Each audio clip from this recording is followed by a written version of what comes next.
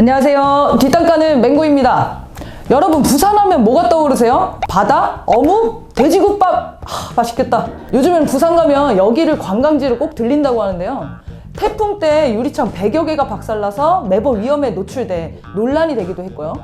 또 여기가 부산에서 추천하는 유명 관광지로 등록이 되어 있다고 해요. 우리나라에서 두 번째로 높은 건물 꼭대기에서 바라보는 오션뷰, 엑스 더 스카이 막 이래서 1층에서 27,000원 입장료를 끊고 엘리베이터 타고 1분 만에 올라가면 창문으로 바다를 보고 그냥 내려오는 게 끝입니다. 오늘의 주제는 NCT 아니고요, LED 아니고요, 바로 LCT 특혜 논란입니다. 최근 박형준 부산시장 후보가 LCT 집을 2채나 가지고 있는데 공개를 안 했다가 딱 걸리면서 논란이 되고 있죠. 그럼 박형준이 살 예정이라는 집 어떤지 한번 보고 오실까요? 30년 동안 여기 있으면서 저는 서울에 집을 한 번도 가진 적이 없습니다.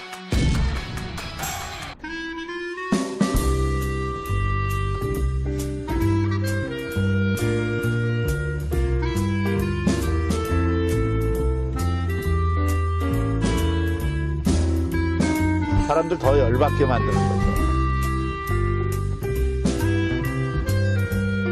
제일 문제는 뭡니까? 부동산 매매 계약서를 직접 공개하고 딸 소유의 부동산 분양권 매입 경위와 대출 내역까지 밝혔습니다. 집이라는 게 뭡니까? 착실한 이 재산을 저축하고 늘려가는 수단이기도 하고 가장 중요한 열망의 대상이라고.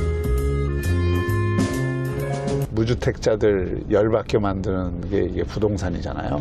저는 서울에 집을 한 번도 가진 적이 없습니다. 직접 보시니까 어떠세요? 뷰가 정말 장난이 아니죠? 정말 상대적 박탈감이 들지 않나요? 서민들은 평생의 개미처럼 일해도 1억을 모을까 말까 한데 말이죠. 아무튼 이 LCT 분양권은 21억 원에 매입했는데 지금 매물 호가 41억 원이라고 하는데요. 2020년 4월에 샀는데 1년 만에 20억을 번 거죠. 그런데 살지도 않을 집을 가지고 시세 차익을 내고 있는 것, 이게 부동산 투기 아닌가요? 이 분양권을 한 채도 아니고 2채나 가지고 있었다고 해요.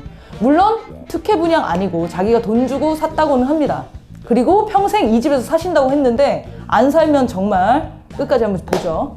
아무튼 요즘 뉴스에 가장 많이 나오는 이야기죠. LCT 특혜 분양. 그런데 LCT 논란은 사실 4년 전에 시작되었어요. 건설할 때부터 말이 많았거든요. 해운대 바로 앞에 노른자위 땅을 개발하는 LCT 사업은 2006년 11월 도시개발구역으로 지정되면서 주거시설과 오피스텔을 제외하고 60m로 건축이 제한돼요. 그러니까 원래 사람 사는 데가 아니라 호텔만 할 수 있는 곳이었거든요. 이런 제약들이 걸리니까 다들 시공을 안 하려고 하는데 이때 등장한 사람이 이영복 청한건설 회장이에요. 4년 전 이 사람이 곳곳에 로비를 해서 특혜를 받았다는 사실이 밝혀지는데요. 부산의 공기관들이 총동원돼서 특혜를 줍니다. 부산도시공사는 시세보다 낮게 부지를 매각해주고요. 부산시청은 도시계획을 변경해서 주거시설을 허용해줘요. 그리고 해운대구청은 환경영향평가 자체를 아예 진행을 안 하고 사업계획을 승인해줬고요. 심지어 LCT 근처 도로를 세금으로 확장하는 공사까지 해줍니다. 해운대구의회는 사업대상 지역 확장 혜택까지 제공하고요. 거기다가 BNK 부산은행에선 허위 용역 계약으로 320억 허위 대출까지 해주죠. 엄청 전방위적으로 모아줬죠. 이것뿐만이 아니에요. 이영복 회장이 출처를 알 수 없는 돈을 자꾸 뿌려대고 구린내가 나니까 이 공사에 투자도 안 들어오고 시공사도 선정이 안 됐어요. 그러자 이영복 회장은 포스코 건설을 협박하기 시작합니다. 이영복 회장이 포스코 건설 사장에게 돈을 풀지 않으면 사장이 바뀔 것이라고 협박을 합니다. 이 제안을 거절한 포스코 건설 사장은 실제로 한 달 만에 옷을 벗었다고 하고요. 여기에 검찰까지 지원 세력으로 등장합니다. 2015년 3월 검찰이 비자금 조성 혐의로 포스코 그룹에 대한 대대적인 수사에 나서고 본부장급들을 싹 다 잡아들입니다. 그런데 한 달 뒤 검찰 수사 와중에 포스코 건설이 갑자기 LCT 사업에 시공을 맡겠다고 나서요. 그리고 수사는 종결. 이영복의 비자금 규모가 1,000억 원대라고 하니 얼마나 많은 돈을 뿌렸을지 알만하죠? 거기다가 더 황당한 거는요, 이 LCT에 일정액 이상 투자를 한 외국인에게 영주권을 주는 투자 이민제가 적용이 돼요. 우리나라 투자 이민제 적용 지역은 전국적으로 제주도와 강원도 평창군, 인천 경제자유구역 등 7곳 뿐인데 단일 건물로는 유일하게 LCT에 투자하면 영주권을 준다는 거죠. 이거야말로 엄청난 특혜예요. 자, 그럼 부산시 공기관, 검찰 법무부를 움직이고 포스코 사장까지 잘라준 사람들 누구였을까요? 그 당시 박근혜 정부 정무수석을 지냈던 현기환, 정기룡 당시 부산시 경제특보, 자유한국당 배덕광 의원, 이렇게 3명은 뇌물수수 등의 혐의로 구속이 됩니다. 그런데 3명뿐이었죠. 다른 연루자들은 처벌받지 않아요. 아까 얘기한 투자이민제 누가 허가했을까요? 바로 당시 법무부 장관이었던 황교안이었죠. 그런데 처벌받았나요? 또 이영복 회장은 최순실이랑 월 1,000만 원짜리 계를 한다고 논란이 되기도 했었어요. 그러니까 당시 자유한국당, 지금의 국힘당, 전현직 의원들, 부산시 관계자들, 정부 관계자들, 이 사람들이 뇌물을 받아먹고 꼬리 자르기를 했을 거라는 게 딱 보이시죠? 거기다가 2017년 분양권을 뇌물로 줬다는 시민단체의 고발도 있었는데 성명불상, 그러니까 이름을 알 수가 없다며 대부분 2020년에 무혐의 처분 내려버립니다.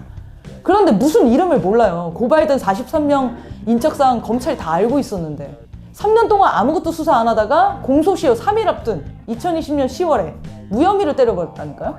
무혐의를 때린 담당 검사는 역시나 윤석열 사단이라 불리는 윤대진, 임관혁 검사였고요. 그리고 전 부산지검장 석동현이란 사람은 이 사건의 주요 혐의자인데 윤석열의 절친이죠. 이 사람은 이영복에게 특혜 분양도 받고 투자 이민제 지정도 도와주고 3억 원을 받아먹어요. 그러니까 윤석열 사단은 자기 식구 절대 건드지 않는다는 게 또 확인됩니다. 자, 아무튼 이렇게 폭풍처럼 휘몰아치던 LCT 게이트는 이렇게 일단락 되는 줄 알았는데요. 그런데 최근 경찰에 진정서가 하나 접수돼요. 아까 성명불상이라 무혐의 처리를 했다고 했죠. 그런데 그 로비 대상자, 현직 국회의원과 전직 장관, 검사장, 법원장, 기업가 등 100여 명이 적혀있는 명단이 제보됩니다. 와, 진짜 이 제보자 정의로운 시민상 같은 거 줘야 되는 거 아닌가요? 검찰도 모른다는 명단을 막 구했어요. 그럼 명단 한번 볼까요? 아주 구체적이죠? 이름, 전화번호, 직책. 이 사람은 58평을 부탁했는데 65평으로 해줘야 된다고까지 쓰여 있네요. 이 명단에 있는 사람들에게는 좋은 매물을 공식 분양권 추첨 전날 사전에 빼돌렸다는 건데요. 혐의자들은 모두 부인하고 있죠. 이 중에 30여 명 정도가 실제로 입주를 했다고 하는데 이 특혜 분양이 뭐가 문제냐면 당첨권을 프리미엄을 받고 사고 팔 수 있다는 거예요. 그러니까 특혜로 분양받은 좋은 매물을 비싼 가격에 팔 수 있다는 거죠. 그것뿐만이 아닙니다. 이영복 회장은 차에 수십억 원을 싣고 다니면서 이 사람들의 계약금 5천만 원을 대신 내주기도 했다는 것도 밝혀졌죠. 5천만 원을 막 대신 막 내줘. 막 차를 갖고 다니면서 막. 아무튼 전 국민이 분노하고 있는 LH 투기 사태 아시죠? 당장 전수조사해서 공직자들이 투기했는지 반드시 찾아서 일벌 100개 해야겠죠. 하지만 적폐 세력들은 국민들의 눈을 가리기 위해 LH 사태를 이용할 뿐 이미 밝혀진 3천억 원대 비리의 박덕흠, LCT 특혜 분양 등에 대해서는 제대로 처벌하지 않고 유야무야 넘어가려고 합니다. 우리가 두 눈 밝히고 끝까지 처벌해야 하지 않을까요? 지금까지 뒷담가는 맹구였습니다. 영상이 좋으셨다면 좋아요, 구독, 알림 설정까지 부탁드립니다. 감사합니다.